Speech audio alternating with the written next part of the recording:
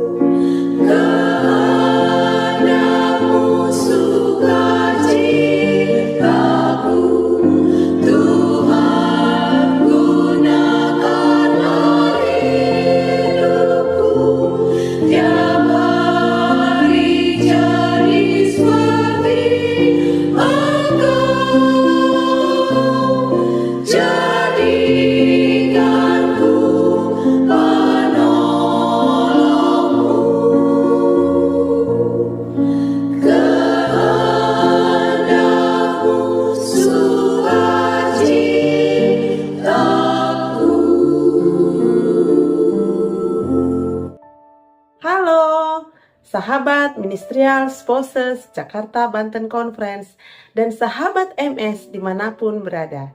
Salam sejahtera bagi kita semua. Edisi buletin kali ini mengambil tema menghadapi tantangan dalam pelayanan. Tentu, sebagai seorang Ministerial Spouses pernah mengalami tantangan dalam pelayanannya. Bagaimana caranya agar dapat menghadapi tantangan dalam pelayanan dengan baik? Mari kita saksikan tayangan berikut ini. Semoga melalui tayangan MSGBC Media dapat memberikan informasi dan pengetahuan yang baik dan berguna bagi pelayanan Ministerial Spouses Jakarta Banten Conference dan MS dimanapun berada. Tuhan memberkati.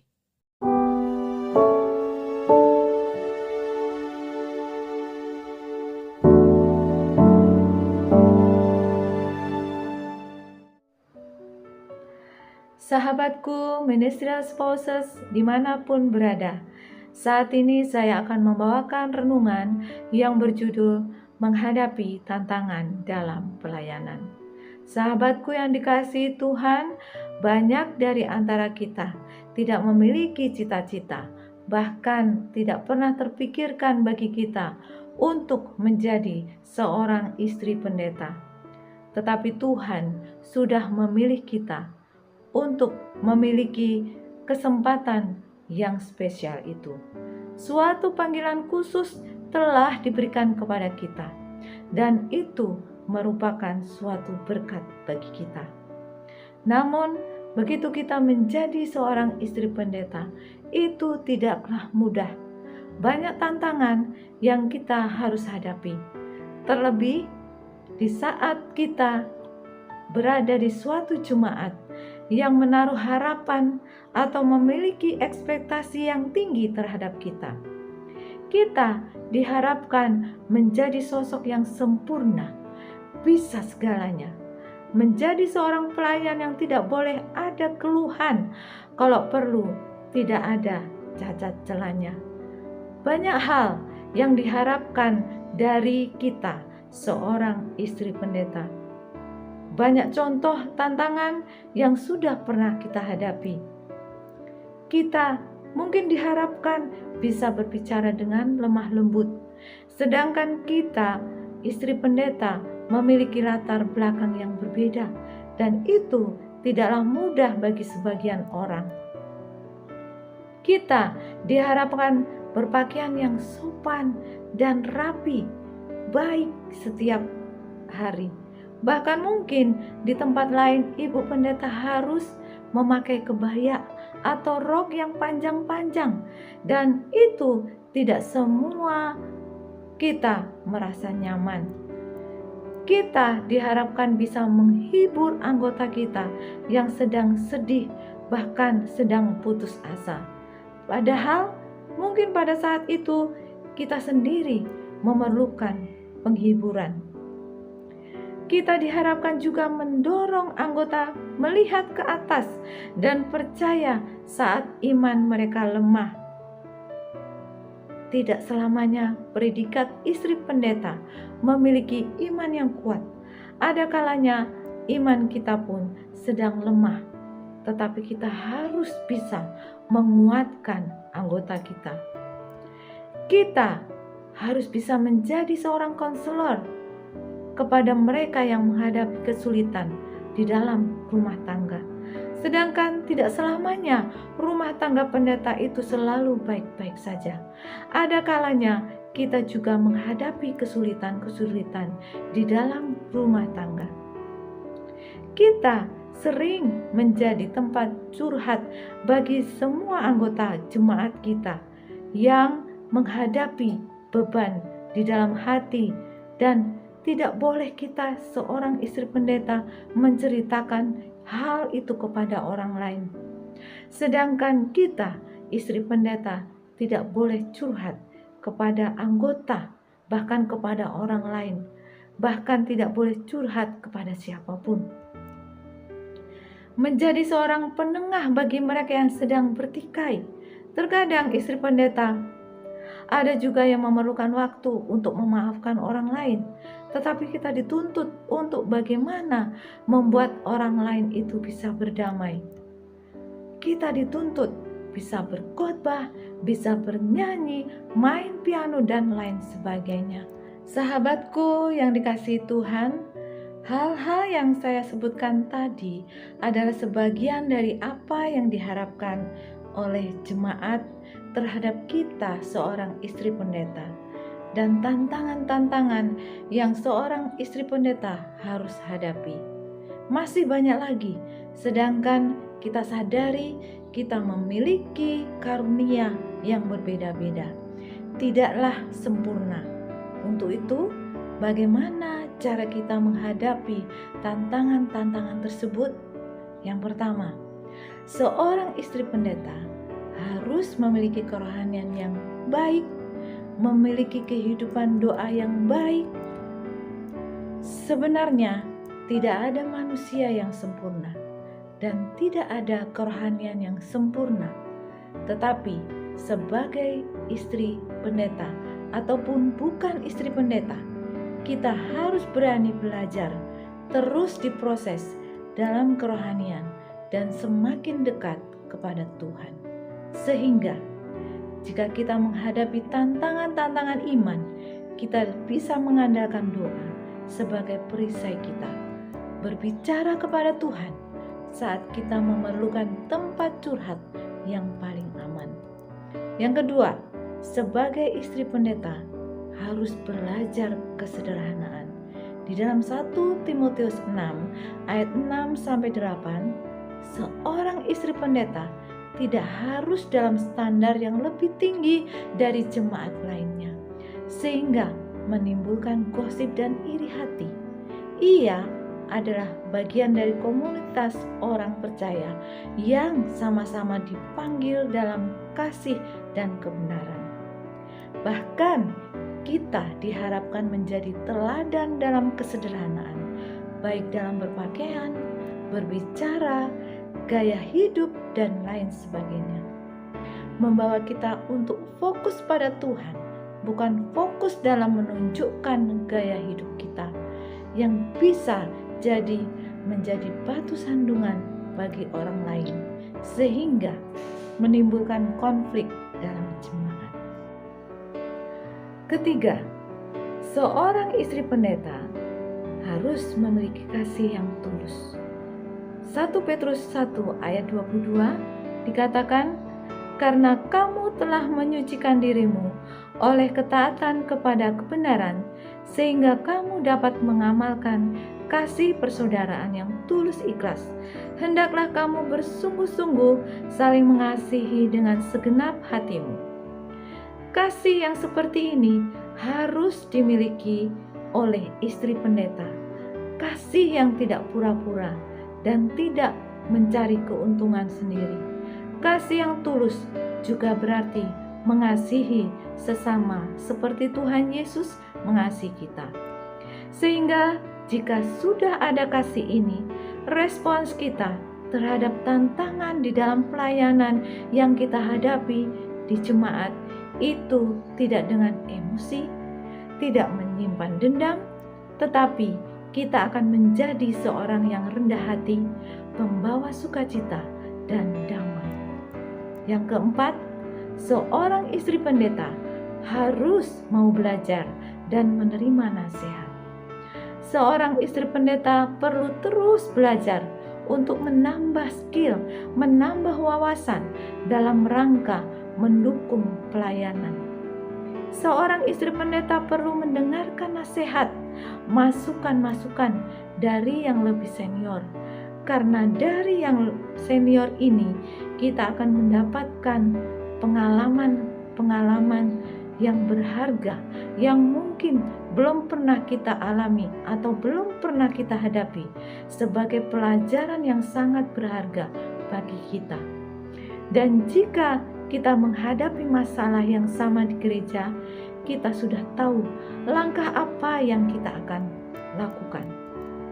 Sahabat Ministerial Spouses yang dikasihi Tuhan, saya yakin tidak hanya 4 hal yang perlu kita miliki untuk menghadapi tantangan-tantangan dalam pelayanan sebagai seorang istri pendeta. Satu hal yang saya ingin sampaikan dari semuanya itu hanya berserah kepada Tuhan dan minta diberikan kesanggupan untuk melakukan pelayanan bersama para hamba Tuhan, yaitu suami kita. Di dalam Filipi 4 ayat 13 dikatakan bahwa segala perkara dapat kutanggung di dalam Dia yang memberi kekuatan kepadaku. Ayat Alkitab ini mengingatkan istri pendeta bahwa dengan kekuatan Tuhan kita dapat menghadapi tantangan apapun dalam pelayanan. Sahabatku, mari kita pegang janji Tuhan ini untuk menghadapi tantangan dengan penuh penyerahan kepada Bapa yang penuh kasih. Tetap semangat dalam pelayanan. Tuhan Yesus memberkati kita dari sekarang sampai selama-lamanya. Amin.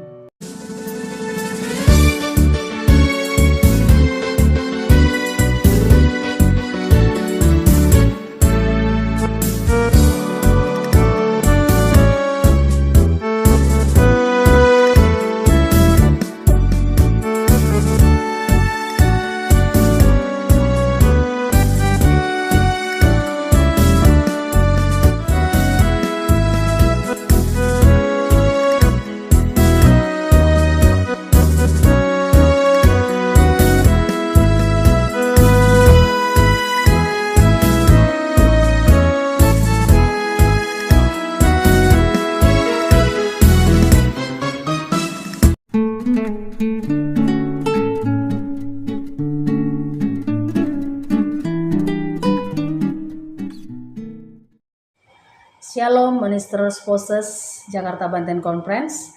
Perkenalkan, nama saya Nurlelan Sinaga. Saya istri dari Pendeta Wilson Tondang yang sekarang melayani dan menggembalakan jemaat Serpong Gracia di wilayah 4 Jakarta Banten Conference. Kami menikah tanggal 10 Juli 2006 di Sidikalang, tepatnya itu di Sumbul, dan kami dikaruniai 2 orang anak, laki-laki dan perempuan. Yang pertama laki-laki bernama Stewart Rido Gabriel Tondang, kelas 3 SMA dan bersekolah di sekolah kita Advent Dharma Putra. Dan juga Rewela Onke Tondang, kelas 5 SD dan bersekolah juga di sekolah kita, sekolah Advent Tanjung Barat. Nah, saya juga menyelesaikan pendidikan saya mengambil jurusan Sekolah Tinggi Ilmu Ekonomi dan saya ambil jurusan akuntansi. Sebelum menikah dengan pendeta, saya pernah bekerja sebagai seorang tenaga pengajar atau guru di sekolah kita, sekolah SD Advent Perluasan dan juga sekolah kita SD Advent Jalan Simbolon selama lebih kurang 15 tahun. Saya juga pada saat itu mengajar sambil kuliah. Saya sudah mengambil summer sebanyak 18 SKS supaya pada saat itu saya bisa menjadi seorang guru index worker. Saya juga sudah saya juga sudah in passing, saya juga sudah sertifikasi. Nah, ketika saya menikah dengan pendeta Tondang, waktu itu pendeta belum menjadi seorang pendeta. Waktu itu kami masih sama-sama sebagai seorang guru. Saya sebagai guru di sekolah Advent Jalan Simbolon dan pendeta saat itu mengajar di sekolah kita di sekolah Advent Lumban Ganbiri. Nah, setelah kami menikah, pendeta pun ikut bersama saya ke Pematang Siantar dan kami sama-sama mengajar di satu sekolah di SD Advent Jalan Simbolon. Sambil mengajar juga pendeta Tondang berkuliah di Universitas Simalungun mengambil jurusan bahasa Inggris. Karena tuntutan daripada pekerjaan sebagai guru, maka pendeta pada saat itu mengambil jurusan bahasa Inggris dan selesai. Nah, hanya 5 tahun kami sama-sama mengajar setelah kami menikah. Suami saya memutuskan kembali untuk sekolah meneruskan jurusan teologianya di PTSN, tepatnya di Pematang Siantar. Karena sebenarnya pada tahun 2000-an hingga 2002 pendeta sudah pernah ambil jurusan teologi, tapi karena terbentur atau kendala di biaya, maka pendeta pada saat itu berhenti kuliah dan pulang ke kampung mengajar dan juga TSPM. Nah, tahun 2011 pendeta Tondang melanjutkan perkuliahannya mengambil teologi. Selesailah teologinya ini di tahun 2013 di wisuda dan langsung ditempatkan menjadi pra-intern di Tanah Jawa selama 2 tahun. Nah, tahun 2015 setelah SK turun menjadi intern, kami ditempatkan di distrik Habinsaran. Dan saya pun resign dari guru dan tidak bekerja lagi. Saya full melayani bersama dengan pendeta, bersama dengan suami saya hingga sampai sekarang. Sejak menjadi pendeta, pertama sekali kami ditempatkan di Tanah Jawa, yaitu menjadi pra-intern 2 tahun. Dan kemudian dipindahkan ke distrik Habinsaran, tepatnya di Parsoburan. Jemaat yang kami pegang ada 9 jemaat 9 dan cabang 2, yaitu Borbor, Pangunjungan, Rianiate, Aik Ucim, Sion Parsoburan, Buluduri, Lumban Pinasa, Sipagabu dan juga Batu Halung. Nah, selama 5 tahun kita melayani di distrik Habinsaran, kita dimutasi lagi ke distrik Tebing Tinggi. Di Tebing Tinggi kita melayani 5 jemaat, yaitu Jemaat Sisingamangaraja, Jalan Baja, Dolok Masihul, Silo Bawang dan juga Dolok Sagala. Kami juga melayani di distrik Tebing Tinggi selama 2 tahun. Nah, puji Tuhan, oleh karena berkat Tuhan dan juga rencana Tuhan, di tahun 2022 kita pindah ke Jakarta Conference dan ditempatkan di satu jemaat, yaitu Jemaat Cikampek selama 1 tahun. Nah, setahun kemudian kita dipindahkan ke Jemaat Jatimulia, tepatnya di Tangerang, dan selama 2 tahun melayani di Jatimulia dan sampai sekarang melayani di Serpong Gracia. Dan dalam pelayanan di jemaat saya juga pernah menjadi seorang ketua PA dan juga pemimpin sekolah sahabat, ketua BWA, departemen anak-anak, sekretaris jemaat, dan bahkan juga diakones. Hobi saya adalah memasak dan juga traveling, jalan-jalan ya. Nah, pesan-pesan yang mau saya sampaikan kepada sahabat-sahabat Ministerial Spouses Jakarta Banten Conference, marilah kita menjadi ibu-ibu pendeta yang benar-benar tulus serta semangat dalam pekerjaan Tuhan, yang rendah hati dan membawa damai, menjadi berkat bagi orang lain dan juga umat-umat Tuhan yang kita layani. Dan saya juga rindu membagikan 2 ayat kepada kita yang terdapat di dalam Yohanes 10 ayat 11 yang bunyinya demikian, "Akulah gembala yang baik memberikan nyawanya bagi domba-dombanya." Dan ayat yang kedua saya ambil dari 1 Korintus 15 ayat 58, "Karena itu saudara-saudaraku yang terkasih, berdiri teguhlah, jangan goyah, dan giatlah selalu dalam pekerjaan Tuhan, sebab kamu tahu bahwa dalam persekutuan dengan Tuhan, jerih payahmu tidak akan sia-sia." Biarlah kita menjadi pelayan Tuhan yang selalu tetap semangat di dalam pelayanan, sehingga kita boleh menjadi berkat bagi orang lain. Menjadi pelayan-pelayan Tuhan yang rendah hati, yang tulus melayani, dan Tuhan akan memberikan yang terbaik bagi kita di dalam pelayanan kita. Inilah biografi yang boleh saya sampaikan pada saat ini. Tuhan memberkati kita semua. Amin.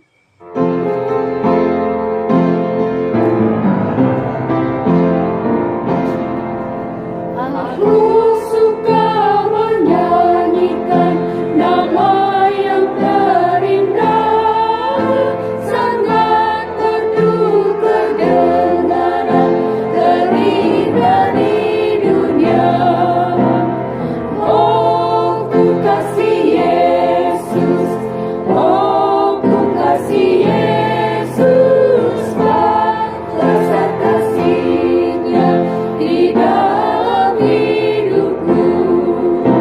Kisah kasih juru selamat yang mati bagiku, darahnya yang penuh berkat yang menebus aku.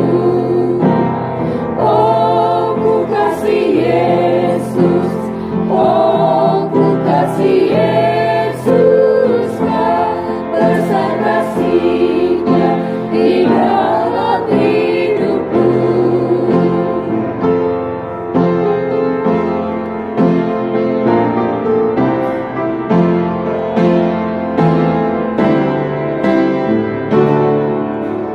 Hati-Nya yang penuh kasih, aku ditebusnya, menanggung duka dan pedih, tak ada taranya. Oh, ku kasih Yesus, oh, ku kasih Yesus, besar kasih-Nya di dalam hidupku.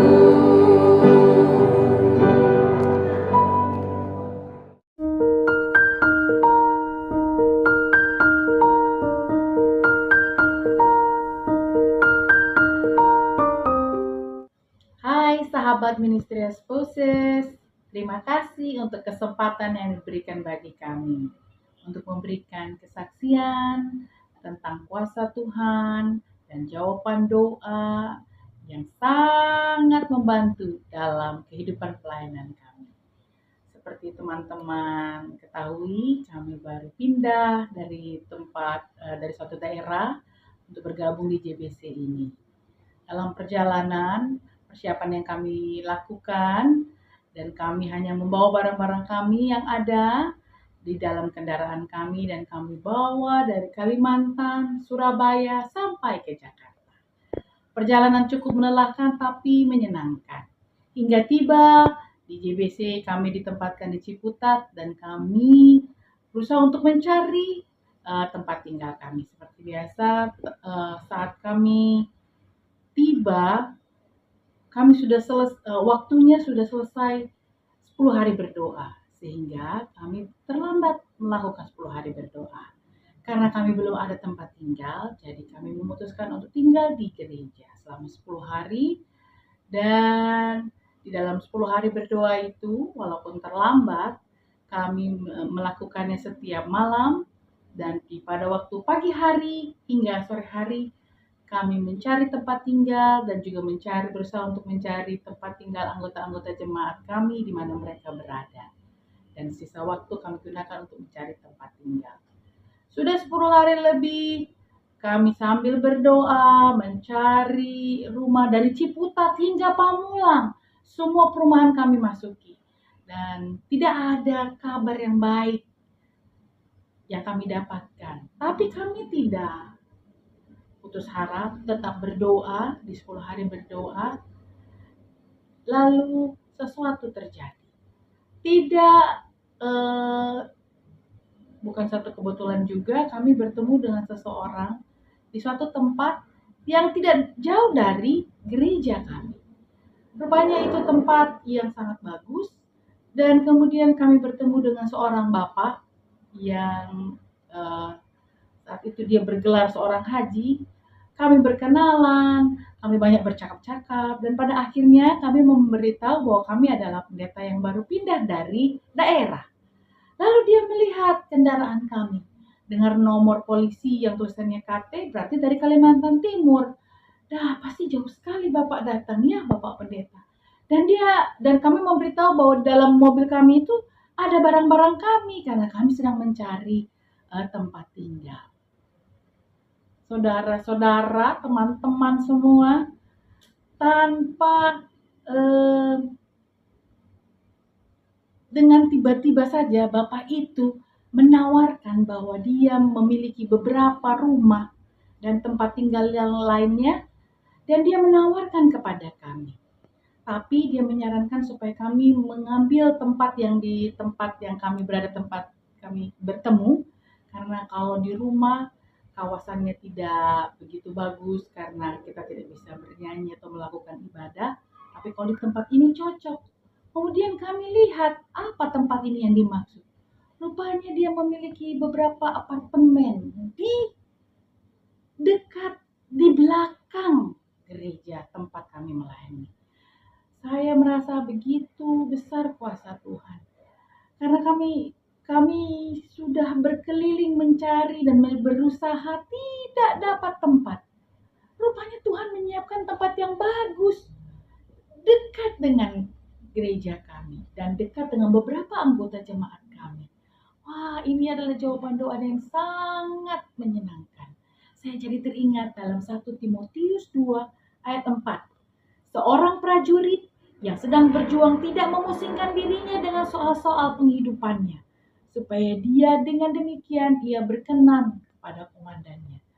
Biarlah kesaksian yang sedikit ini, tapi menurut saya ini merupakan kesaksian dan jawaban doa yang begitu berarti bagi keluarga kami.